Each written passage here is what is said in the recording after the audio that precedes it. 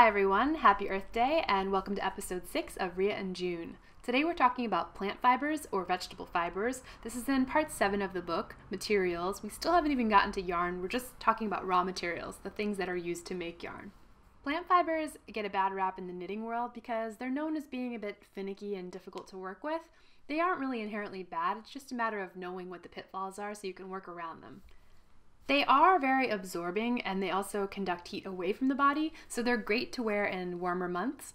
This also makes them not so great to wear in colder months because they can kind of stay clammy and cold and can actually be really dangerous. Wearing cotton clothing in, cold situations where you're going to maybe be exposed to water can be really dangerous. Plant fibers are often heavy, and June kind of gives us the advice that we should choose projects that are going to minimize the drop, which she covers also in gauge when we talk about, we'll get to that at a later point, but how do you kind of do a gauge swatch that will account for that drop that can happen? Because the swatch is only this big and a garment is much larger, you're going to have more pull from gravity. She recommends choosing stitches that are more open and smooth rather than cabled, textured, kind of those stitches because they are heavier, they use more yarn and they're denser. So sticking to stockinette and even lace, those are great options. And they also happen to make sense for the warmer months anyway. She also recommends choosing plant fibers that are spun, with lightness in mind. So things that are going to be lofty, like a single ply, or, something that maybe is a high-tech chainette construction, rather than something that's many, many plies, really densely, firmly twisted. That's going to be a lot heavier, almost like a rope. She covers 4 plant fibers in this section: cotton, linen, ramie, and hemp. Cotton is the oldest and probably the most commonly used fiber in the entire world. It originated in India, and the oldest cotton fabric found is from 3000 BC. Cotton is naturally white, but it also can be grown to have different colors, anything from a tan to kind of a sagey green. And I've actually seen cotton that is something, they claim that it will change color over time when it's exposed to air and light. And I have seen examples of this. It's really cool. It's sort of like the hypercolor shirts from the early 90s, if anyone remembers those. On the strength scale, it's stronger than wool and rayon, but not as strong as silk and linen. It grows best in hot climates. The southern US, South America, Egypt, and China are all known for their cotton industries. And this is sort of interesting. It reminds me of macrobiotic diets where they say you should eat what grows around you because it makes most sense for you. So those climates are also going to be really great for wearing cotton.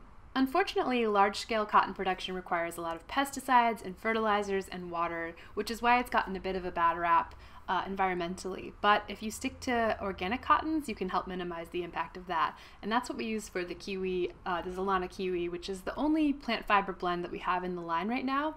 It is organic cotton, possum, brushtail possum, and merino wool. So it kind of borrows all the best qualities of those yarns and creates something that's really easy and nice to work with and really comfortable to wear. An interesting thing that I learned from this chapter was the relaxation shrinkage factor, which is really hard to say. It's like a tongue twister.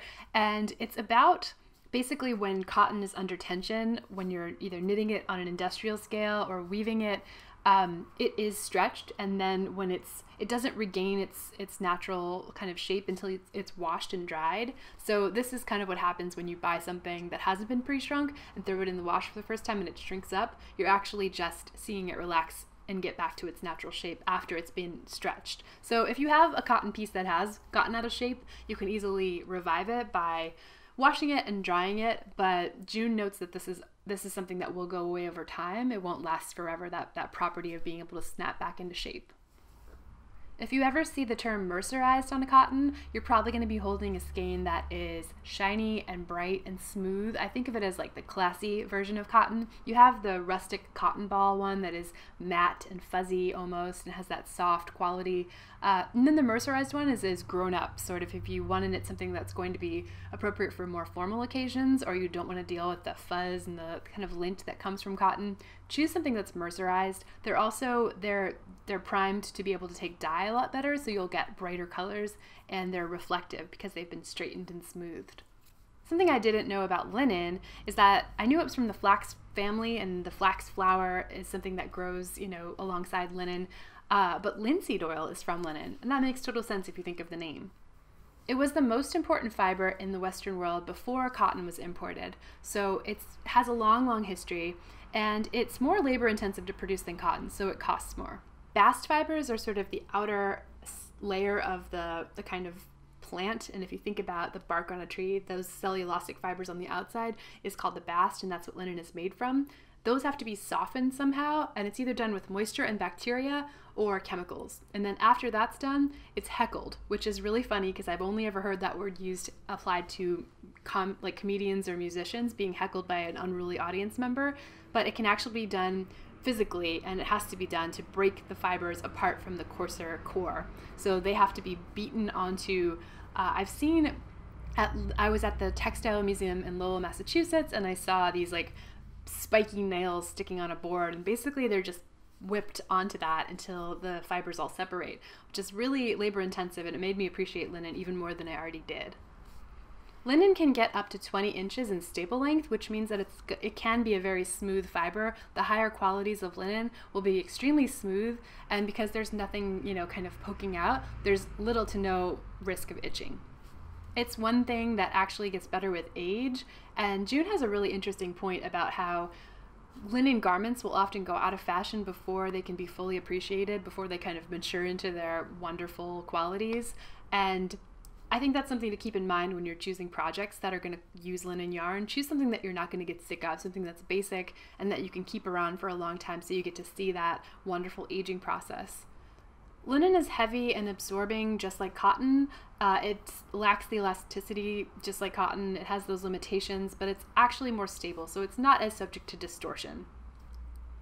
There isn't a whole lot written about ramie in this section, other than the fact that it resists mildew and it's naturally white, so it's good for dyeing and good for tropical climates, but it is coarser and more brittle and more expensive to produce than linen and cotton, so you don't often see it in hand knitting yarns. Lastly, we have hemp, which is of course from the cannabis family.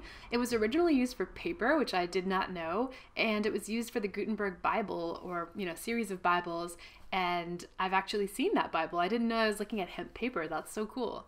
Hemp is really easy to grow without pesticides and fertilizers, which makes it earth-friendly, and I really love something that June said at the beginning of this chapter, which is that Mother Earth kind of gives us all the garb we need in the form of plant fibers and animal fibers. We sort of have everything we need to kind of survive the entire year in any kind of weather conditions that we might. I hope this gives you a little insight into the plant fiber world, and I hope you'll try a blend. If you have already tried and love them, let me know below in the comments, and I will look forward to seeing you again soon.